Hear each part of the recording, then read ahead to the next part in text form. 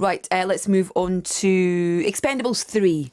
Yes, this is the third film, obviously, in Sylvester Stallone's action franchise, where he was trying to basically revitalise 80s action movies for modern audiences. So that means practical effects, it means very vivid violence, it means lots of blood and gore squishing around all over the place, and the enemies tend, they're mortal enemies, they're from other countries rather than other planets. We do have a clip of the film which sums it up pretty effectively, if we can listen to that now.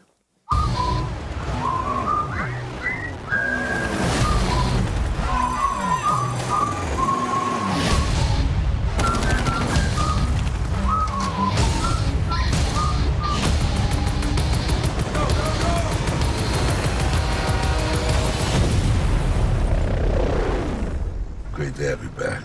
No better place to be. It can't be. We were close once. We started this whole Expendables thing together, but we had a falling out.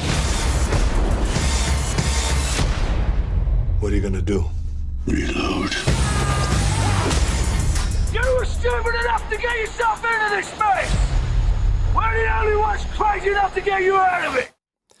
Yeah, so that clip was cut from the trailer for the film, and the problem with that, of course, is it gives the entire plot away because the Expendables 3 has no plot at all. It's people running around shooting each other until the end. Now, look, I'm on board with the Expendables project at large. I like the idea that 80s action movies are being brought back. I love the tragic resonance of the title. I've got no idea whether it's intended or not, but the idea that these people like Stallone, Arnold Schwarzenegger, Bruce Willis, who were once totally a key part of Hollywood's business plan, are now expendable. They need to create these weird vanity projects in order to get back into cinemas. So I'm on board with that. The problem with Expendables 3 is that perhaps off the back of the success of the first two films, someone in a boardroom has sat down and said, okay, so the Expendables is doing really well, but we need to make sure this is appealing to more people. We need to grow the brand. And so to do this well, what do people like? Well, these films were 15s.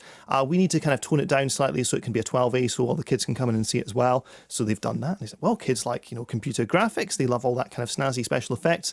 So let's drop the practical effects and let's bring in computer graphics. Well, what else do kids like? Well, they like Twilight. Great, let's get someone from Twilight. So they've got Callum Lutz from Twilight. Vampire there. They've involved him. There are no vampires in Expendables 3 yet. That could be Expendables 4. So they've got him. They've got a couple of mixed martial artists involved as well. And you're left with a film that is nothing like The Expendables. It basically betrays the entire purpose that the series was set up for in the first place. See, what I remember was in Expendables 2, the scene where Bruce Willis and Arnold Schwarzenegger were driving around the airport in the smart car. Yeah, and Arnie says, this car is smaller than my shoe. It's a great moment. It's just, it got the tone right. It didn't take itself too seriously in the first two films. It did. The first two films were very in on the joke. The problem with the third one is that it's kind of made it so that there's no joke to get anymore. Mel Gibson plays the bad guy who's this arms dealer.